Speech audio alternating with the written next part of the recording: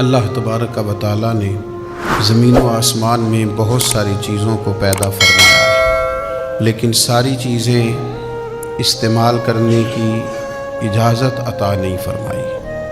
اس میں کچھ چیزوں کو اپنے بندوں کے لیے حلال رکھا ہے اور کچھ چیزوں کو اس نے اپنے بندوں کے لیے حلال نہیں رکھا۔ انسانی صحت کا اور انسان کی طبیعت کا یہ تقاضا ہوتا ہے کہ سب چیزیں اس کے لیے فائدہ مند بھی نہیں ہوتی۔ کچھ چیزیں کھانے کے بعد انسان کی طبیعت بگڑنے لگتی ہے، وہ بیمار ہونے لگتا ہے، اس کے مزاج میں دقت پیدا ہونے لگتی ہے، اور کچھ چیزیں ایسی ہوتی ہیں جن کے استعمال سے انسان کو راحت ملتی ہے، تسلی حاصل ہوتی ہے، طبیعت ہلکی پھلکی ہوتی ہے، اور اس کے لیے وہ چیزیں نہایت سود مند اور فائدہ مند ہوتی ہیں۔ اس بات کو قرآن مجید نے بڑا زور دے کر بیان کیا ہے۔ اللہ نے اپنے رسولوں کو بھی یہ حکم دیا کہ صرف پاکیزہ چیزیں کھائیں، اہل ایمان کو بھی یہ حکم دیا کہ صرف پاکیزہ چیزیں کھائیں۔ اور پھر سورہ بقرہ کی جو آیہ کریمہ میں نے تلاوت کی، اس میں اللہ تعالیٰ نے پوری انسانیت کو یہ حکم دیا کہ یا ایھا الناس کلوا مما فی الارض حلالا طیبا، اے لوگو کھاؤ جو کچھ زمین پہ ہے پر حلال اور طیب، پاکیزہ چیزیں کھاؤ۔ اس میں سے جو چیزیں حلال اور طیب نہیں ہیں، جسے اللہ رسول نے پاکیزہ نہیں فرمایا، ان چیزوں کو استعمال نہ کرو۔ یہ جو ہوتا ہے نا بغیر کسی امتیاز کے ہر چیز کو استعمال کرنا، یہ جسمانی طور پر بھی بڑا نقصان دہ ہوتا ہے اور روحانی طور پر بھی بڑا نقصان دہ ہوتا ہے۔ لوگ جب چیزوں کو بلا دریغ استعمال کرنے لگتے ہیں اور بغیر کسی روک اور ٹوک کے استعمال کرنے لگتے ہیں اور بغیر کسی شرعی اصول اور قاعدے کے استعمال کرنے لگتے ہیں، تو وہ بیمار ہو جاتے ہیں، روحانی طور پر بھی اور جسمانی طور پر بھی۔ رزق کا معاملہ بڑا ہی نازک معاملہ ہے، یہ بڑا حساس معاملہ ہے۔ رزق کا تعلق صرف پیٹ بھرنے سے نہیں ہوتا، رزق کا تعلق صرف زبان کے ذائقے سے نہیں ہوتا، بلکہ رزق کا تعلق تو انسان کی روحانیت سے ہوتا ہے۔ اگر وہ لقمہ حرام استعمال کرے گا تو مر جائے گا، روحانی طور پر ختم ہو جائے گا، اس کی موت ہے۔ لیکن اگر رزق کو پاکیزہ رکھے، شریعت کے تقاضوں کے مطابق رکھے، پہلے تو لوگ تقوی اختیار کیا کرتے تھے، پرہیزگار ہوتے تھے، تو ان پرہیزگاریوں کا اگر خیال رکھے تو یہ مت سمجھے کہ میں روٹی اور سالن کھا رہا ہوں، بلکہ روٹی اور سالن وجود میں جائے گا تو نور پیدا کرے گا، کیفیات میں مضبوطی آئے گی۔ تو رزق کے مسئلے میں نزاکت کا خیال کرنا اور احساس رکھنا کہ اس میں کسی قسم کی کوئی ناپاکی شامل نہ ہو جائے، کوئی اس میں کسی قسم کا لقمہ حرام نہ آ جائے، یہ بڑا ہی زیادہ ضروری امر ہے۔ اس میں بالکل سستی نہیں کرنی چاہیے، نہایت احتیاط کا اور نہایت حساسیت کا اس میں خیال رکھنا چاہیے۔ ہمارے ہاں کچھ لوگ وظیفے تو خوب پڑھتے ہیں، عبادات بھی خوب کرتے ہیں، مجھ سے ناراض نہ ہوئیے گا، حج اور عمرہ بھی خوب کرتے ہیں، باقی ساری چیزوں کا بھی خوب دھیان رکھتے ہیں، لیکن اپنے رزق کے معاملے میں احتیاط نہیں کرتے۔ ان کا خیال ہے کہ میں وظیفہ کر کے، چلہ کر کے، عبادت کر کے، اللہ اللہ کر کے شاید میں اللہ رسول کا قرب پالوں گا۔ یاد رکھیے گا، اگر آپ نے وظائف خوب پڑھے ہیں، عبادات خوب کی ہیں، لیکن رزق کا خیال ہی نہیں کیا، تو یہ تو رکاوٹ پیدا کر دے گا سارے معاملات کے اندر، آپ تو آگے بڑھ ہی نہیں سکیں گے۔ اللہ کی بارگاہ تک جانے کے لیے، قرب الہی پانے کے لیے، نبی کریم علیہ السلام کے مقدس قدموں تک رسائی حاصل کرنے کے لیے، اپنے رب کو منانے کے لیے، جہاں اور بہت ساری چیزوں کی ضرورت ہے، وہاں رزق حلال کی بھی بڑی ضرورت ہے۔ اگر آپ کا رزق پاک نہیں ہے، آپ کا لقمہ حلال نہیں ہے، آپ کا کھانا صاف ستھرا نہیں ہے، تو آپ یہ کیسے توقع کر سکتے ہیں کہ آپ اللہ کی بارگاہ کے قریب ہو جائیں گے، نبی پاک علیہ الصلاۃ والسلام کے حضور منظور نظر ہو جائیں گے؟ یہ ممکن نہیں ہے، یہ تو بہت بڑی رکاوٹ ہے، بہت بڑی میل کچیل ہے، یہ تو رستے کا بہت بڑا ایک ایسا بڑا رکاوٹ والا مسئلہ ہے کہ آپ چند قدم نہیں چل سکتے۔ امام طبرانی نے روایت لکھی ہے، حضرت ابن عباس رضی اللہ تعالیٰ عنہ اس کے راوی ہیں، کہتے ہیں حضرت سعد بن ابی وقاص رضی اللہ تعالیٰ عنہ نے نبی پاک علیہ الصلاۃ والسلام کی خدمت میں عرض کیا، جناب سعد بن ابی وقاص نے عرض گزار ہوئے، یا رسول اللہ صلی اللہ تعالیٰ علیہ وسلم میری ایک خواہش ہے، اور خواہش دیکھو کتنی عظیم اور کتنی حسین ہے۔ حضرت سعد بن ابی وقاص رضی اللہ تعالیٰ عنہ عرض کرنے لگے، حضور میرا دل کرتا ہے کہ میں مستجاب الدعوات بن جاؤں، یعنی میں جو بھی دعا مانگوں میرا رب قبول فرمایا کرے۔ اس کو سمجھیے گا ذرا، یا رسول اللہ صلی اللہ تعالیٰ علیہ وسلم دل کرتا ہے کہ جو عرض میں اپنے کریم کے حضور عرض کروں میرا مالک رحمت کر دے اور میری اس گزارش کو اپنی بارگاہ میں قبول کر لے، یعنی میں مستجاب الدعوات بن جاؤں، یہ میری دعا آپ قبول فرما دیں۔ اور اس کے بعد تو پھر لاٹری نکل آئی نا، یعنی تجھ سے تجھی کو مانگ کے میں نے مانگ لی ساری کائنات۔ یا رسول اللہ صلی اللہ تعالیٰ علیہ وسلم ایک نسخہ چاہتا ہوں کہ میں مستجاب الدعوات بن جاؤں، میری دعائیں قبول ہوں۔ تو جب آپ یہ بن گئے تو پھر آپ جو مانگیں گے پھر تو آپ کے لیے دروازہ کرم کھل گیا۔ تو حضور کچھ بتائیں کہ میں ایسا کیا کروں کہ مستجاب الدعوات بنوں۔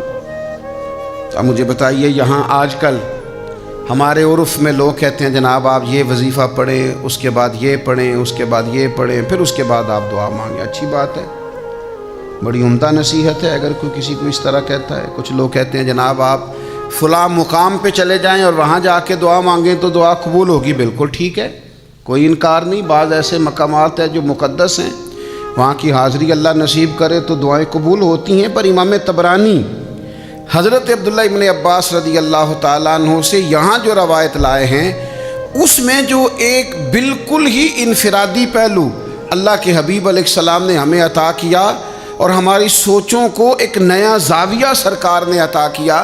جناب سعد عرض گزار ہیں، حضور میں چاہتا ہوں میری جھولی اپنے رب کریم کے حضور جب بھی پھیلے مجھے گویا بھری ہوئی ملے، رحمت عطا ہو، کرم نصیب ہو۔ تو حضور نے وظیفہ بھی کوئی نہیں بتایا، چلہ بھی کوئی نہیں بتایا۔ اللہ کے حبیب فرمانے لگے آپ اپنے رزق کو پاک کر لیں، جو دعا مانگیں گے رب قبول فرمائے گا۔ بس آپ کھانے میں پاکیزگی کا خیال کریں، رزق میں آپ طہارت کے قائل ہو جائیں۔ آپ جب بھی کھانا کھائیں تو دیکھ لیں اس میں کوئی آمیزش نہ ہو لقمہ حرام کی، تو آپ جب بھی دعا مانگیں گے اللہ قبول فرما لے گا۔ تو میرے عزیز یہ جو طہارت ہے نا، رزق کی طہارت، یہ بڑا بنیادی مسئلہ ہے۔ میں آپ کی خدمت میں عرض کروں جتنا مال ہم اکٹھا کرتے ہیں سارا کھا نہیں سکتے، نہیں کھایا جاتا۔ ایک دفعہ مجھے ایک نعت خواں صاحب نصیحت کرنے لگے کہ جناب وہ کئی دفعہ یوں بھی ہوتا ہے نا کہ سورج کو لگے دھبا قدرت کے کرشمے ہیں اور بت ہم کو کہیں کافر، چلو اللہ کی مرضی ہے۔ وہ مجھے ایک دفعہ کہنے لگے آپ نے ہر شے بڑی سستی کر دی ہے، بغیر کسی مطالبے کے چلے جاتے ہیں آپ، تو اس سے وقار نہیں رہتا۔ اور مجھے سمجھایا، ایک بڑے اچھے خطیب صاحب تھے اور ایک نعت مجھے انہوں نے سمجھایا۔ ظاہر ہے ہم چھوٹے بندے ہیں، کوشش بھی کرتے ہیں کوئی سمجھائے، تو کافی لوگ ہمیں سمجھاتے ہیں، ویسے صحیح بتا رہا ہوں آپ، کافی بندے سمجھاتے ہیں اور ہم بھی چلو سمجھنے کو تیار بیٹھے ہیں ہر وقت۔ تو وہ کہنے لگے کہ وقار نہیں، اور مجھے مثال دی، کہنے لگے بتائیں ایک ڈاکٹر کی فیس کچھ بھی نہیں، یہاں ایک کی فیس 1000 روپے اور ایک کی 10,000 ہے، تو لوگوں کی نظر میں قیمتی کون ہوگا؟ کہنے لگے ویکھو نا میں لینا 80 تو تسی کچھ بھی نہیں مانگتے، تو پھر بندیاں کنوں قیمتی سمجھنے؟ میں کہ گل تیری ٹھیک ہے، لیکن تینوں کیسا کیا اسی کچھ نہیں لیندے، اسی تے دل لینے ہاں۔ کس بندے نے تجھے کہا؟ تیری غلط فہمی ہے، تیری غلط فہمی ہے، تجھے کس نے کہا ہے؟ وہ ایک بزرگ تھے نا، تو مرید ہونے کے لیے ان کے پاس ایک شخص آیا تو انہوں نے کلمات پڑھا دیے، تو ہاتھ میں ہاتھ نہیں لیا، تو وہ اپنے شیخ سے کہنے لگے حضور تسی بیعت کیتا ہے ہتھاں چ ہتھ تے لیا نہیں، فرمان لگے سجنا دلاں چ دل جو لے لیا ہے، تو سودا تو دل کا ہے۔ تو لوگ سبق دیتے ہیں نا جی، سبق پڑھاتے ہیں، کہتے ہیں جناب کمال ہو گئی، تو میں نے ان کی ساری بات سمجھ لی۔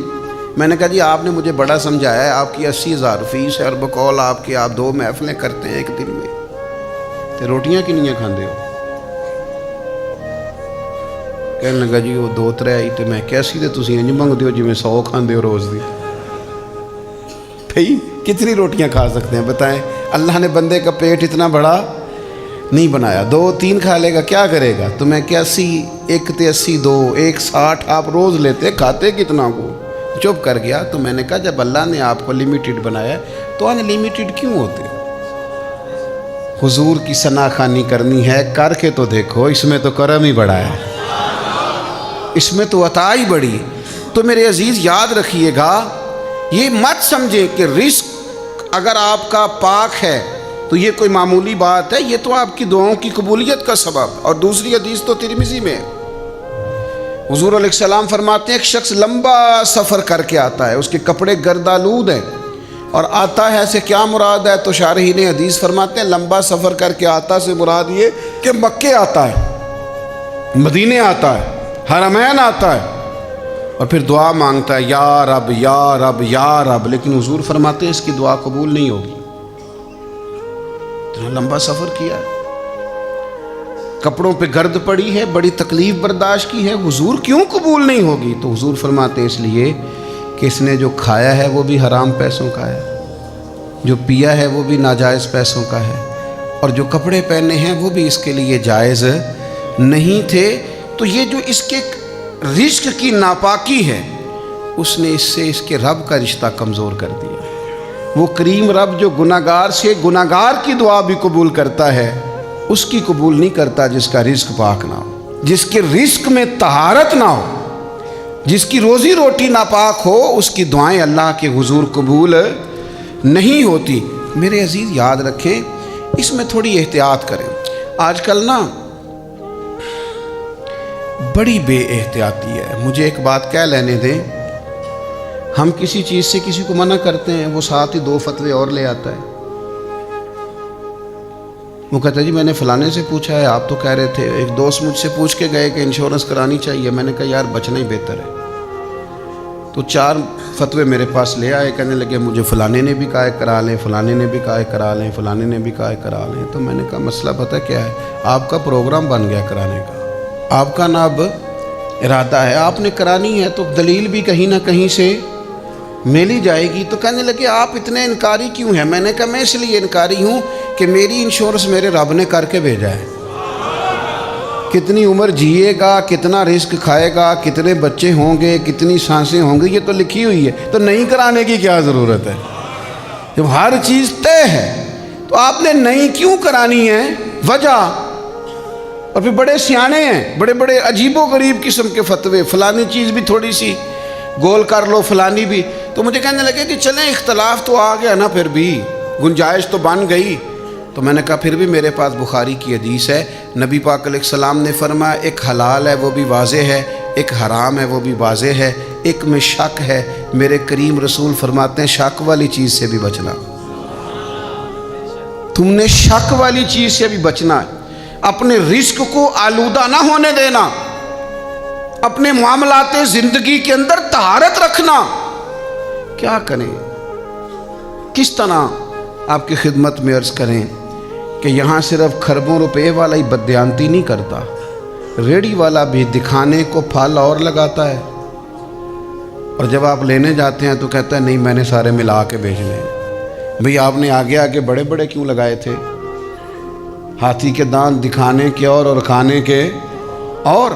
عزیز بھائیوں، چھوٹی چھوٹی ذرا سی جگہ پر بددیانتی، حضرت محدث اعظم پاکستان مولانا سردار احمد صاحب رحمۃ اللہ علیہ ایک ٹیچر رکھنے لگے ادارے میں، تو کہا یہ ہم آپ کو وظیفہ دیں گے، آپ بتائیے۔ تو انہوں نے کہا جی میں 6 گھنٹے مسلسل پڑھاؤں گا۔ تو کہا شیخ یہ آپ ایسا نہ کریں، آپ اپنے تنخواہ کے معاملے کو بہتر کریں. 6 گھنٹے مسلسل آپ پڑھا ہی نہیں سکتے. واش روم نہیں جانا آپ کو, چائے نہیں پینی آپ کو, آپ یہاں لکھیں کہ میں طبی حاجات کے لیے کلاس چھوڑا کروں گا. آپ چیزوں کو سمجھیں. میں ایسے اساتذہ کو جانتا ہوں چھٹی کرتے تھے تنخواہ نہیں لیتے, کہتے تھے کام نہیں کیا, تنخواہ کس بات کی. حلال اور طیب رزق پاکیزہ, اس کی احتیاط کرنا, اس کے پس منظر کو سمجھنا, اپنی روحانیت پر کبھی بھی کسی قسم کا بھی کوئی داغ نہ آنے دینا, اور ذرہ برابر بھی اس میں کوئی کوتاہی نہ آنے دینا. یہ بندے کی چیز روحانیت کو مضبوط کرتی ہے. امام اعظم ابو حنیفہ رحمۃ اللہ علیہ کپڑے کا کاروبار کرتے تھے. تو جب اس طرح کا موسم ہوتا تھا نا, بادل بن جاتے تھے اور دھوپ نہیں ہوتی تھی, تو امام صاحب کیا کرتے, اپنے سیلز مین سے کہتے کہ یہ نا دکان بند کر دو, آج ہمیں سودا نہیں بیچنا. کیوں؟ فرماتے اس لیے کہ گاہکوں کو کپڑا صحیح نظر نہیں آئے گا, چونکہ موسم بادل کا ہے, دھند کا ہے, انہیں صحیح دکھائی نہیں دے گا. ایسا نہ ہو کہ سمجھیں کچھ اور قیمت کسی اور کپڑے کی دے جائیں. ہمیں بالکل حلال اور طیب رزق کھانا, ہمیں اس میں کسی قسم کی کوئی, یعنی اب تو بڑی بڑی لائٹیں لوگوں نے لگائی ہوتی ہیں کہ نظر ہی کوئی کیا بات ہے, کیا کچھ آئے, اور کیا اس میں لوگ رنگ بھرتے ہیں اور کیا تعریفیں کرتے ہیں اور کیا ان کا انداز ہوتا ہے. اپنے رزق میں محتاط ہوں. ایک دوست ایک دن کہنے لگے, حضرت یہ جو لوگ بڑا ہی ڈراتے ہیں نا دوزخ سے, بڑا ہی پریشان کرتے ہیں, بڑا ہی آخرت کے بارے میں سخت جملے بولتے ہیں اور بڑی بعض روایات سنا کے ہمیں بڑے خوف زدہ کرتے ہیں, قیامت بڑی سخت ہوگی. ان کو بتایا کریں کہ اللہ بڑا کریم ہے, قیامت میں اس نے معاف کر دینا ہے. اس نے وعدہ کیا ہے کہ میرا غضب زیادہ نہیں, میری رحمت زیادہ ہے. اتنا ڈراتے ہیں. تو میں نے کہا وہ تو اس لیے ڈراتے ہیں کہ آپ عمل کریں. کہنے لگے ٹھیک ہے عمل کریں گے, پر اتنا خوف زدہ انہیں سمجھایا کریں اللہ کی رحمت زیادہ ہے, اللہ کا وعدہ ہے قیامت میں کرم فرمائے گا. تو میں نے کہا اللہ کا تو یہ بھی وعدہ ہے کہ رزق میرے ذمے ہے, اس کے لیے آپ صبح شام ڈیوٹی کرتے رہتے ہیں. اللہ کا وعدہ نہیں, جو زمین پہ چلنے والا ہے اس کا رزق میرے ذمے ہے. تو آپ مہربانی کریں نا, آپ اللہ کا وعدہ ہے, آپ بیٹھ جائیں گھر میں آرام سے. اللہ کا وعدہ ہے نا, اللہ فرماتے ہیں جو زمین پہ چلنے والا ہے اس کا رزق میرے ذمے. تو جب اللہ کے ذمے رزق ہے تو سویرے اتنی جلدی کیوں اٹھتا ہے؟ اللہ کا وعدہ نہیں؟ عجیب بات ہے نا کہ یہ بھی اللہ کا وعدہ ہے کہ رزق میرے ذمے ہے, پر تو تھک گیا ہے, تو بیمار ہے, پھر بھی جا رہا ہے. لیکن آخرت کے بارے میں تو کہتا ہے بڑا کریم ہے, معاف کر دے گا. تو یہ بیٹھنا گھر میں, تو کہ بڑا مہربان ہے, اس کے ذمے ہے تو آ جائے گا, میں نہیں جاتا دکان. اس کے لیے بڑی کوشش ہے, ہمت ہے, جد و جہد ہے, سویرے ٹائم پہ اٹھنا ہے, 1 گھنٹہ لیٹ نہیں ہونی چاہیے دکان, اور اس کے لیے تیرا خیال ہے معاف کر دے گا. تو عجیب منشا ہے نا, فلسفہ عجیب. تو رزق کے مسئلے میں یہ کہنا کہ نہیں کوئی مسئلہ ہی نہیں, تو یہ بڑی خوفناک بات ہے. اس کو سمجھیں, یہ قیامت کی نشانیوں میں سے نشانی نبی پاک نے بیان کی. حضور فرماتے ہیں قرب قیامت میں ایک وقت آئے گا لوگ پرواہ ہی نہیں کریں گے کہ میرا رزق حلال ہے کہ حرام ہے, پر جہاں سے آ رہا ہے, جس طرح کا آ رہا ہے آنے دو, جس سمت سے آ رہا ہے برانے دو. نہ ماں باپ پوچھیں گے, نہ بیوی بچے پوچھتے ہیں, نہ کوئی اور سوال کر دو, آنے دو, کوئی گنجائش ہی نہیں. یہ قرب قیامت کی علامتوں میں سے علامت. اور شارحین حدیث فرماتے ہیں, بزرگ فرماتے ہیں, جو رزق کی پرواہ نہیں نہ کرتا کہاں سے آ رہا ہے, اس کا پیٹ بھی کبھی نہیں بھرتا. پیاس بڑھتی ہے, بھوک بڑھتی ہے, اللہ اس کا فقر اور بڑھا دیتا ہے, اس کی غربت اور بڑھ جاتی ہے, اس کے مسائل اور بڑھ جاتے ہیں. کیوں؟ پرواہ نہیں کر رہا کہاں سے آ رہا ہے, آتا جا رہا ہے, آئے جو آئے قابو کرو, جیسے آئے قابو کرو. اور حرام کی صرف یہی صورت نہیں کہ جو پیسے آپ کے نہیں تھے وہ آپ نے لے لیے, حرام کی بہت ساری صورتیں. جس آدمی نے جس چیز کے پیسے لیے اس کوالٹی کی چیز نہیں دی, اس کا رزق بھی پاک نہیں ہے. مجھے بتائیے, آپ جس ڈاکٹر کے پاس بھی جاتے ہیں کوئی بھی دوائی لینے کے لیے, وہ سب سے پہلی چیز یہ کہتا ہے باہر کی چیزیں نہیں کھانی. کیوں؟ جو باہر کی چیزیں بیچتے ہیں انہیں اس بات کا احساس نہیں ہوتا کہ ہم جو بیچ رہے ہیں وہ بیماری ہے؟ یہ کیسے ہو سکتا ہے آپ بیماری بانٹیں اور آپ کے گھر شفا ہے؟ آپ تکلیف بانٹیں اور آپ کے گھر راحت آئے؟ آپ مرض بیچیں اپنی دکان پہ اور آپ کے گھر شفا آئے؟ اور میں تو اس ملک میں رہتا ہوں جہاں دوائیاں اصلی نہیں ملتی، دوائیاں اصلی نہیں ملتی، باقی چیز تو اور ایک طرف رہ گئی۔ کچھ لوگوں کا خیال ہوتا ہے ڈاکٹر سیاڑا نہیں، آپ جا کے دوائی مانگے کہتے ہیں نسخہ وہی ہے، فارمولا تو لے جا۔ بھئی وہ جس نے لکھی ہے وہ بھی کہہ رہا تھا کہ یہی لے کے آنا جو میں نے لکھی ہے۔ تو رزق ہمیشہ پاکیزہ، طیب، حلال۔ اسی طرح میں ایک دفعہ ایک ہمارے دوست ہیں پیر صاحب ہیں، ہم ملاقات کے لیے برسرے رستہ ہی کہیں ملاقات ہو گئی تو بیٹی انہوں نے اٹھائی ہوئی ڈاکٹر کے پاس لے کے جا رہے، تو کسی مرید کا فون آ گیا عقیدت مند کا، تو وہ کہہ رہا ہے کہ وہ بچہ ٹھیک نہیں ہوا، تو کہنے تینوں مرچاں دیتیاں نہیں سن؟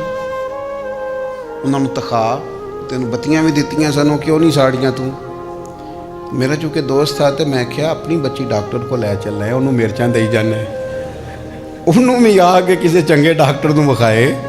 خدا کے بندے کیا فلسفہ ہے تمہارا؟ اپنی بچی کہتا میں ڈاکٹر کے پاس جا رہا ہوں لے کے، اس کو کہہ رہا تینوں مرچاں، اور میں کیا انہوں کہا چل مرچاں بھی تو ہاں پر کسی ڈاکٹر نے بھی بخا۔ یہ کچھ کام ایسے ہوتے ہیں جن کا دیکھیں نا، دوائی کھانا کیا غلط ہے؟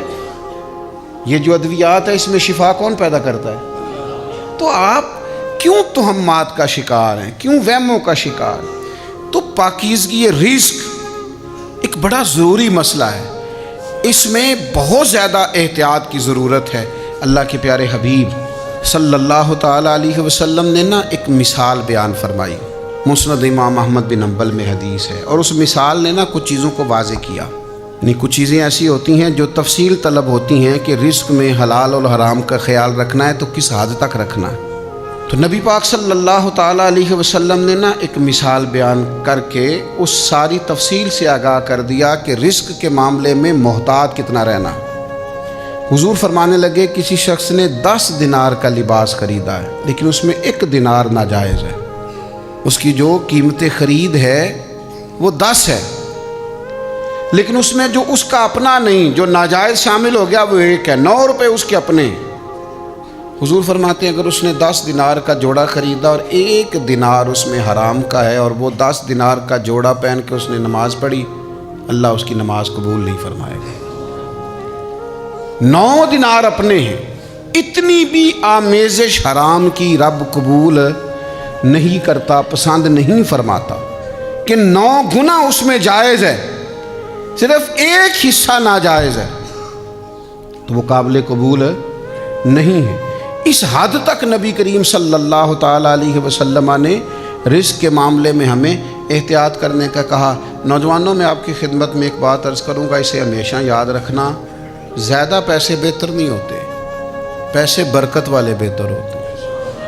آپ کے پاس برکت والی روزی ہو، رب تعالیٰ آپ کے اور ہمارے اسی کے اندر سارے مسائل حل کرے، ضروریات پوری۔ میرے ابا جی کہا کرتے تھے پیسیاں دی لوڑ کو نہیں، بس بندے نے کسی دا دینا کچھ نہ ہوئے، کوئی قرضہ لینے نہ کھڑا ہو دروازے پہ۔ باقی بہت زیادہ مالدار ہونا اور بہت زیادہ آسودہ حال ہونا اس لحاظ سے اس میں ناجائز کی طرف جانا یہ درست نہیں ہے۔ بس آپ نے قرض نہ دینا ہو، آپ کے ذمے کسی شخص کا دین نہ ہو، تو اللہ کا فضل ہے، لقمہ حرام سے اپنے آپ کو 100% بچائیں، 100% بچائیں۔ حضور مسجد نبوی میں تشریف لائے تو امام حسن بھی ساتھ تھے، تو صدقے کی کھجوروں کا ایک ڈھیر لگا ہوا تھا، تو امام حسن نے ایک کھجور اٹھا کے منہ میں رکھ لی تو اللہ کے رسول نے انگلی ڈال کے نکال دی، فرمایا صدقہ ہے، میری اولاد کے لیے جائز نہیں۔ گویا حضور نے اپنی امت کو سبق دیا کہ اگر کسی کا مال تمہارے بچوں کے منہ میں ایک کھجور کی صورت میں بھی جائے، نکال دینا، یہ ضروری ہے۔ یاد رکھیں یہ جو بے چینیاں ہیں، بے قراریاں ہیں، یہ جو دکھ ہیں، یہ جو تلخ رویے ہیں، یہ جو لڑائیاں ہیں، یہ جو گھروں کے اندر طرح طرح کا فساد ہے، یہ جو الجھے بے چین تڑپتے اور ایک دوسرے سے خفا ہوتے لہجے ہیں، غور کرنے کی ضرورت ہے۔ کہیں کوئی ایسا بوجھ تو نہیں آ گیا، کوئی لقمہ حرام کی آمیزش تو نہیں آ گئی جس نے حالات اس قدر زیادہ تلخ کر دیے؟ میرے عزیز یاد رکھیے گا، جب تک رزق کے مسئلے میں ہم پاکیزگی والا مزاج نہیں بناتے، اپنی طبیعتیں ٹھنڈی نہیں کرتے، دیکھیں ایک جملہ کہہ کے نبی پاک علیہ السلام نے اس بات کو کہاں پہنچا دیا؟ فرمایا جو وجود حرام سے پلے گا، جو گوشت حرام سے پلے گا، حضور فرماتے ہیں وہ جنت میں نہیں جائے گا، وہ نہیں جائے گا جنت میں، چونکہ پلا وہ حرام سے ہے تو وہ جنت کے لیے نہیں ہے، اس کا ٹھکانہ کچھ اور ہے۔ تھوڑی سی احتیاط کرنا، تھوڑا سا لحاظ کرنا، تھوڑا چیزوں کو سمجھنا، تھوڑا غور کرنا۔ یہاں یہ حالت ہو گئی ہے کہ چند ہزار روپے کے معاملے میں لوگ غیر محتاط، سمجھدار نہیں۔ حضرت ابو الحسن رحمۃ اللہ علیہ فرمایا کرتے تھے، میں بغداد کے اس تاجر کی ان 2 بیویوں کے بارے میں ہر روز دعا کرتا ہوں، اور وہ روز دعا کرتے تھے۔ تو لوگوں نے کہا حضور کون سا تاجر، کون سی بیویاں؟ تو کہنے لگے یہ ہمارے بغداد کا ایک تاجر تھا، ملک شام تجارت کے لیے جایا کرتا تھا،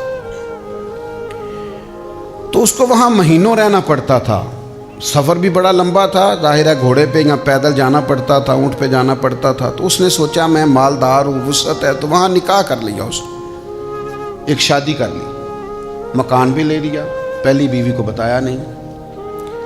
بیوی آپ کو پتہ ہے بڑی سخت قسم کی جاسوس ہوتی ہے، جو کسی کو پتہ نہیں چلتا بیوی کو پتہ چل جاتا ہے۔ تو وہ ظاہر ہے کہ پہلے یہاں سے کپڑے دھل کے جاتے تھے، وہاں سے کپڑے بغیر دھلے آتے تھے، کئی اور چیزیں تھیں۔ اب سارے معاملات اور طرح کے ہونے لگے تو بدلے بدلے سے میری سرکار نظر آتے ہیں، اس کو تھوڑی سمجھ آ گئی۔ اس نے ایک بندے کو پیسے دیے کہ اب کہ یہ شام جائے تو ذرا اس کی جاسوسی تو کرنا۔ تو وہ شخص ملک کے شام تک جاسوسی کرنے گیا، اور واپس آ کے اس نے کہا کہ بہن تیرے شوہر نے وہاں نکاح کر رکھا ہے، گھر بسایا ہوا ہے۔ اس نے کہا پوچھ لیتی ہوں۔ لیکن یہ جب ملک کے شام سے ہجرت کر کے تجارت کر کے واپس آیا تو بیمار تھا بڑا سخت۔ تو خاتون بڑی سمجھدار تھی، اس نے کہا یہ کچھ ٹھیک ہو جاتا ہے، گیا تھا تو تب بھی کچھ ٹھیک نہیں تھا، تو واپس آیا تو زیادہ بیمار ہو گیا، تو کچھ بہتر ہو جاتا ہے، تو میں اسے پوچھوں گی کہ آپ نے مجھے نہیں بتایا اور نکاح کر رکھا ہے۔ لیکن اللہ کو کچھ اور منظور تھا، اسی بیماری میں وہ تاجر فوت ہو گئے۔ سوال جواب کا وقت نہیں آیا۔ شیخ ابو الحسن رحمۃ اللہ علیہ فرماتے ہیں عدت گزری، اولاد تھی نہیں، 2 ہی بیویاں تھی، کوئی اور رشتہ نہیں تھا، عدت گزری تو اس بیوی نے جو بغداد میں تھی، جس کے پاس لاکھوں کروڑوں کے حساب سے ورثہ چھوڑ گیا تھا، اس نے اس کے 2 حصے کیے جائیداد کے، اور اسی جاسوس کو ساتھ لیا اور ملک شام چلی گئی۔ جا کے کہنے لگی بہن وہ میرا ہی شوہر نہیں تھا، تیرا بھی تھا، تو یادہ حصہ تیرا بنتا ہے جائیداد میں، تو رکھ لے۔ تو وہ کہنے لگی جس رب رسول کو تو مانتی ہے میں بھی اسی کو مانتی ہوں۔ کہا معاملہ کیا ہے؟ کہنے لگی بالکل وہ میرے شوہر تھے، مجھ سے نکاح کر رکھا تھا، مجھے اخراجات دیتے تھے، اس بار جب وہ آئے تھے تو بیمار تھے، تو مجھے کہنے لگے مجھ سے تجارت بھی نہیں ہوتی، اور مجھے لگتا بھی نہیں کہ اس بیماری میں ٹھیک ہو سکوں گا، خدا جانے دوبارہ آ سکوں کہ نہ آ سکوں۔ مجھے انہوں نے 3 لفظ کہہ کے طلاق کے آزاد بھی کیا، مکان بھی دیا، کچھ رقم بھی دے دی، کچھ اور ضروریات کی چیزیں بھی دے دیں کہ یہ تمہارے وقت میں، آنے والے وقت میں تمہارے کام آئیں گی، ڈھیر سارا مجھے مال دیا۔ بہن میرا جو بنتا تھا مجھے مل چکا ہے، اب چونکہ جب ان کا انتقال ہوا تو میں بیوی نہیں تھی، بیوی صرف تو ہے، لہٰذا اس سارے کی مالک تو ہے۔ حضرت ابو الحسن فرمایا کرتے تھے ممبر پہ میں بیٹھتا ہوں، جمعے میں پڑھاتا ہوں، نمازیں میں پڑھاتا ہوں، اور ارادت مندوں کی تربیت میں کرتا ہوں، شاگردوں کا استاذ میں ہوں، لیکن جو تقوی ان 2 بیویوں نے اختیار کیا ہے، میرا دل کرتا ہے روز اللہ کی بارگاہ میں ان کے لیے دعا مانگوں کہ انہوں نے کسی کے حصے کا ایک لقمہ بھی لینا پسند نہ، کہا ہمارا بنتا نہیں، ہمارا حق نہیں، ہمیں چاہیے۔ میرے عزیز جب یہ معیار ہوتا ہے نا تقوی کا، پھر روحانیت نازل ہوتی ہے، پھر انسان باطنی طور پر ترقی کرتا ہے۔ سنو، پھر نماز میں دل لگتا ہے، پھر سجدوں میں ذوق پیدا ہوتا ہے، پھر دعائیں لمبی لمبی مانگنے کو جی چاہتا ہے، پھر درود و سلام کے لیے زبان سفر کرتی رہتی ہے، پھر تلاوت قرآن لذت دینے لگتی ہے، پھر مسجد سے وابستگی ہوتی ہے، پھر بندہ باتیں تھوڑی کرتا ہے، پھر وہ باوقار اور وزادار ہوتا ہے، پھر سچ بولنے سے اسے لطافت نصیب ہوتی، پھر اپنی زندگی کے اندر خوش خلقی، لوگوں سے حسن سلوک، اپنے ذہن میں مثبت باتیں، یہ ساری اللہ تعالیٰ اسے عطا کرتا ہے۔ اپنے رزق کے معاملے میں بہت احتیاط کریں۔ یہ تھوڑی سی بھی بد ہضمی اگر لقمہ حرام شامل ہو گیا تو یہ بڑا خوفناک نتیجہ نکلے گا۔ میں کچھ آیات اور احادیث سے ثابت کر چکا ہوں کہ رزق حلال ہو تو دعائیں قبول ہوتی ہیں، رزق حرام ہو تو انسان کا رب سے رشتہ کمزور ہو جاتا ہے، اللہ سے رشتہ اس کا بحال نہیں رہتا، اس کی دعائیں تک اللہ کے حضور قبول نہیں ہوتی۔ اپنے اس معاملے پر ہمیشہ محتاط رہیں۔ اللہ تعالیٰ سمجھنے کی توفیق دے۔